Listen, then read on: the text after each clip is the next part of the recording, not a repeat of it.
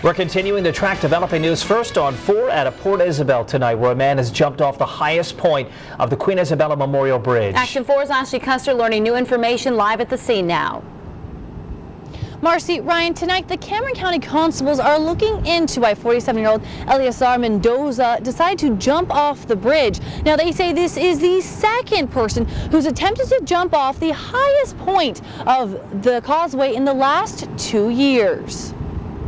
Cameron County Constable Pete Delgadillo received a surprising call Wednesday morning. A Brownsville man jumps off the Queen Isabella Memorial Causeway just before noon.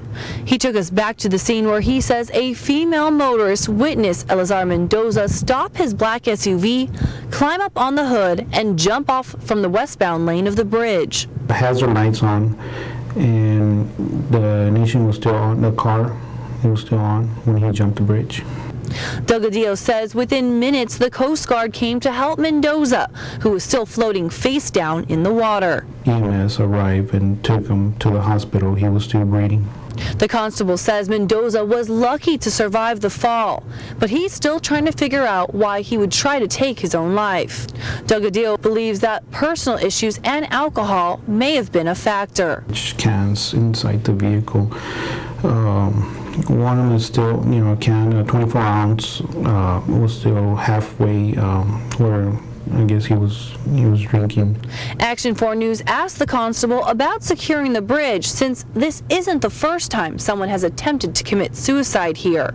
I think that would be a good idea, having some fence on the wall where people, when people want to commit suicide or they want to jump over the bridge, that will prevent that from them jumping the bridge. We spoke to the Texas Department of Transportation, who is aware of today's incident. Now they say, while unfortunate, their safety managers believe there is no reason to provide additional security measures on the causeway because the majority of those traveling and utilizing it are motorists. Pedestrians and bicyclists are not allowed on that bridge. In Port Isabel, I'm Ashley Custer, Action 4 News.